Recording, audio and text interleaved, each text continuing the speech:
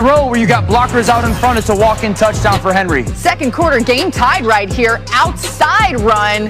And of course he's going to score. Again, another theme, capturing the edge, gaining the perimeter of the defense, and this is a beautiful job. Front side, clean up, backside, what great vision by Henry, and then the ability to break through some of those arm tackles. He gets better as the game goes along, and here, later in that drive, breaking a few tackles there, scoring the touchdowns. 3 touchdowns in the game, Titans win 45-26, and this was Derrick Henry's third career game with 175 yards and 3 scores on the ground.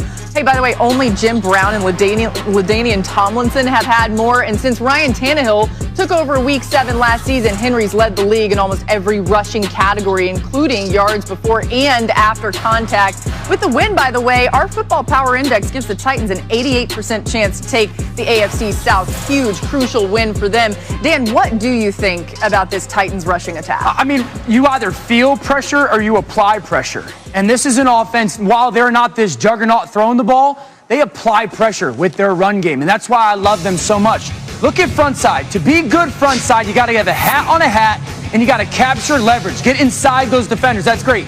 But how about the second level? Again, the placement of where your helmet is in relation to where the defender is creates this huge seam 7 yards before you ever get touched.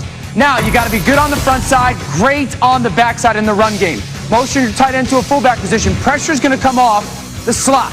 When you blitz, defensive linemen are going to slant. I just need one guy to shut off one of those slants. Left guard, Roger Saffold. Get your guy on the ground. That's good on the front side. Saffold, be great on the backside. Look at that one cut, makes it happen. Throw out in space. And again, you see vision by Derrick Henry to make him one of those special backs in the NFL.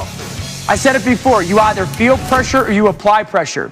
Yesterday's game is kind of one of the reasons why I love the Titans and I love their play caller, Arthur Smith, and their run game. I know the Colts were missing people. So were the Titans. Down 2 left tackles. Their left guard was questionable. Their center was questionable. They don't care. Their run game is as dominant as it needs to be, and that's why one of the reasons why I think they're a favorite in the AFC.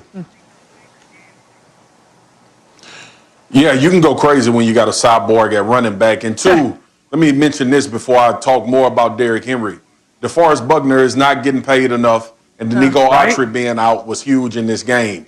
DeForest should have the quarterback salary on this team based on what we watched the Indianapolis Colts give up in that game in rushing. And listen, guys, the only way, and I know a lot of people, might be the first time people hear this, only way you stop great backs is your defensive line creates a new line of scrimmage. Your defensive line is not being cut on the backside.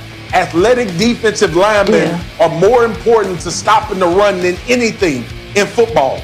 Now, to the other side, Derrick Henry should be in the MVP conversation, and he should be right there with Aaron Rodgers and Patrick Mahomes. And he's on pace to finish with 1,800 yards. He's at 12 now, averaging 4.9 a carry. But beside the numbers, that's Mina's thing. When you ask anybody watching in this league, and we know Mahomes, we know the importance of Aaron Rodgers, can we honestly say that Derrick Henry is not as important to the Tennessee Titans as those 2 guys that I just mentioned? I'll be hard-pressed to find a reason why he's not. Mina's a little skeptical, but we're going to move to one other thing because, Mina, you've got more to say about this Titans offense than just Derrick Henry. What else impressed you yesterday? Yeah, we'll save the MVP debate for another day. I mean, we're going to talk about Patrick Mahomes later. But, look, I changed my pick at the last second on Friday. Marcus, you were there. I was with the Colts. And then we got the news that DeForest Buckner was out. And I panicked at the last second and changed it. And my goodness, was that a very fortunate change. Because we saw, sometimes it takes a game where a player doesn't play, where you realize how valuable he was. I mean, there's a reason why Chris Ballard went out and traded a first to get DeForest Buckner. He wanted that 3-tech who could be disruptive against the pass and stop the run in his scheme, and he has been excellent all year. Certainly felt his absence. What I didn't anticipate was that losing left tackle Anthony Costanzo went down after the first 2 drives would happen and also completely obliterate what the Colts were doing on offense. I mean, look at these stats. This is with Costanzo before he went out, 8.3 yards per play, down to 4.2 without him. It was a completely different game, but I want to emphasize something. Dan made a very good point earlier when he said, yes, this was a game heavily impacted by injuries and players who were absent because of COVID. But the Titans had just as many guys out. They were down to their backup left tackle, David Questenberry. Jan Brown was out. Jadeveon Clowney was out. They transcended those absences, and that's why they won the game. Yeah, a couple of us didn't panic like you, Mina, and stayed with the Colts. Wow, listen to you guys just patting yourselves on the back so we had the wrong pick, though. But I will say this about the Colts. They're down, they're not out. Our Football Power Index believes they have a 12% chance to win the AFC South, but a 48% chance to make the postseason, so we'll see. How about this? Panthers DB Jeremy Chinn showed the fighting spirit on Sunday. Early in the third quarter, Chinn scooped up a fumble, returned it for a touchdown. On the very next snap, you guys, for the Vikings, Chinn did it again, returning another fumble for a Panthers touchdown. Chinn, only the third player ever to return 2 fumbles for scores, and the first since 1948. My goodness. All right, with reports of Jalen Hurts getting first-team reps in practice this week, does a loss to Seattle